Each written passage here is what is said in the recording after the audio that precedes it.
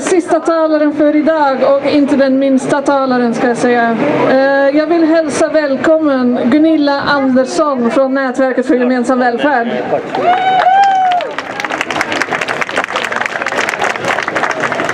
Tack, hej. Jag vill så gärna tro på demokratin.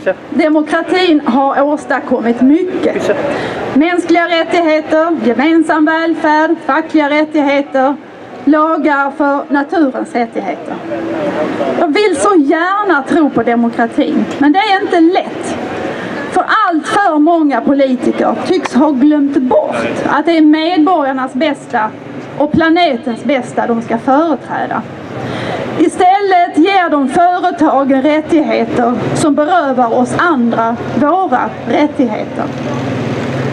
Den första gången jag förstod det var strax före millennieskiftet, när jag engagerade mig i en rörelse som då höll på att födas, den globala rättviserörelsen. Då förhandlades MAI-avtalet, Multilateral Agreement on Investment. Dessförinnan hade inte jag varit särskilt intresserad av handelsavtal och investeringsavtal. Men då förstod jag att de påverkar alla medborgare i allra högsta grad och dessutom utgör ett hot för vår demokrati. MAI definierade nämligen demokratins landvinningar som handelshinder. Och MAI skulle ge företagen rätten att stämma regeringar som skulle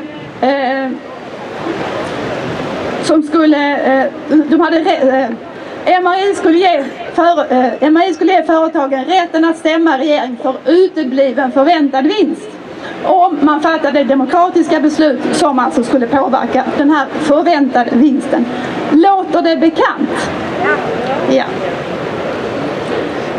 Men när medborgare runt om i världen förstod att politikerna var på väg att underteckna ett internationellt juridiskt bindande avtal som skulle ge storbolagen mer makt än självaste demokratin, då hände någonting. Historiens första exempel på global massaktivism satte igång.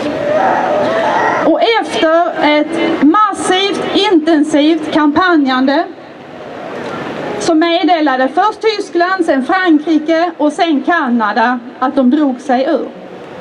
Och sen kollapsade hela MAI-avtalet.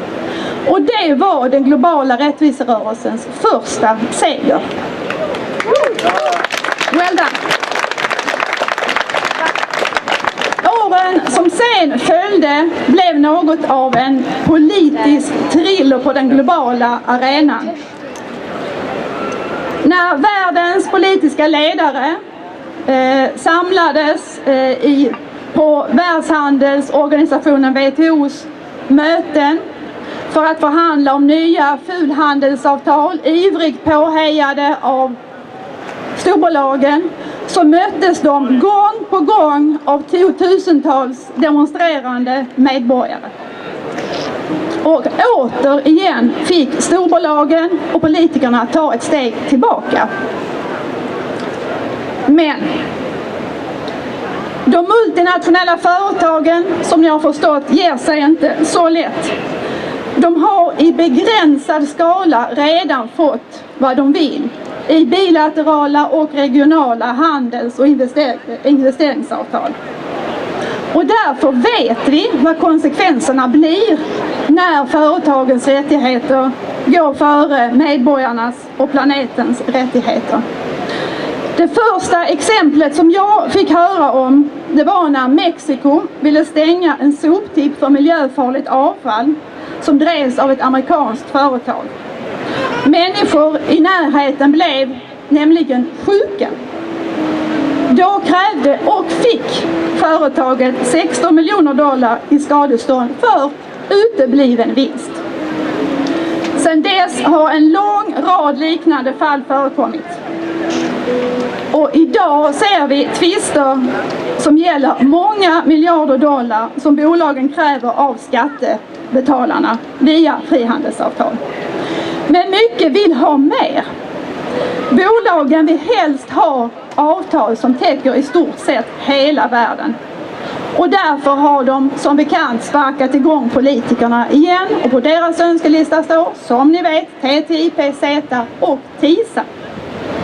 Några förrädiskt oansenliga bokstäver som är precis lika giftiga som MAI. Men tack och lov så finns det i denna värld många aktiva medborgare som vägrar att ge upp. Återigen har en massiv mobilisering ägt rum. Den 7 oktober förra året överlämnades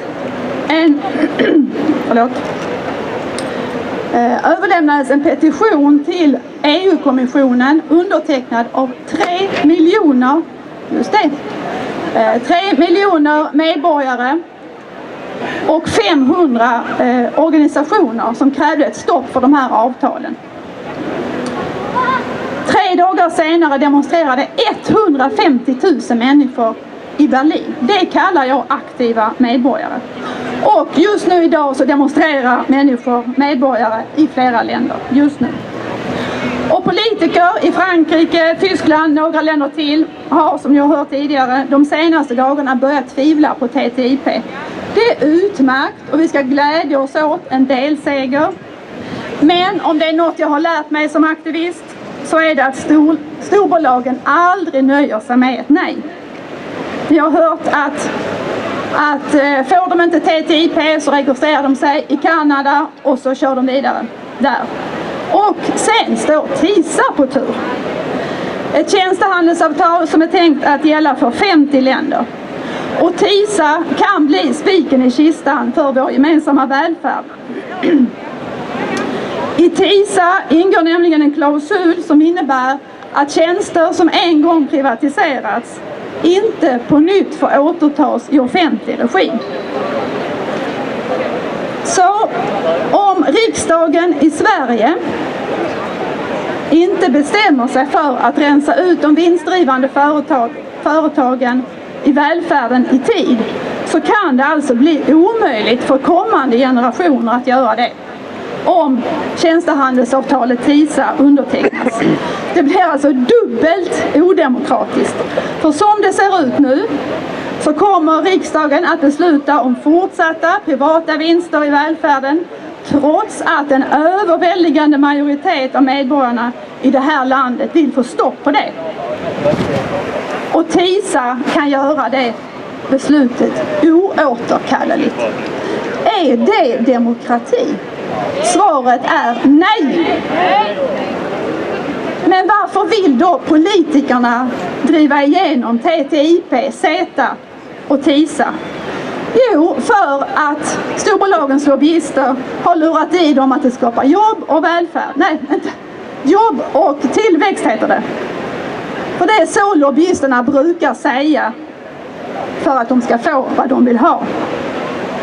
Men varför står det inte 100 000 medborgare här idag? Kan man också fråga sig. Kanske för att folk kanske inte ens har en susning om vad TTIP, CETA och TISA är. Massmedia skriver sällan om det som är riktigt viktigt. Är det någon här som någonstans har sett en löpsedel om TTIP, CETA eller TISA? Nej, jag tänkte väl det.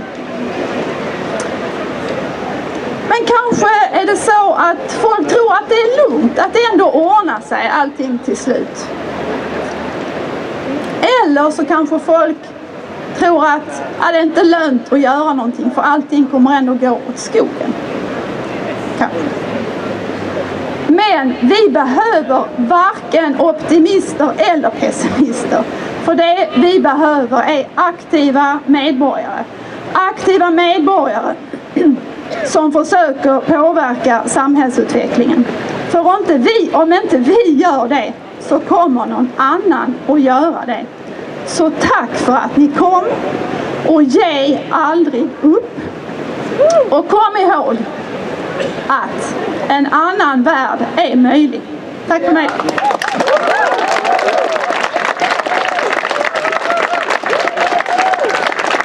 Tack så mycket Gunilla Andersson, Nätverket för gemensam välfärd.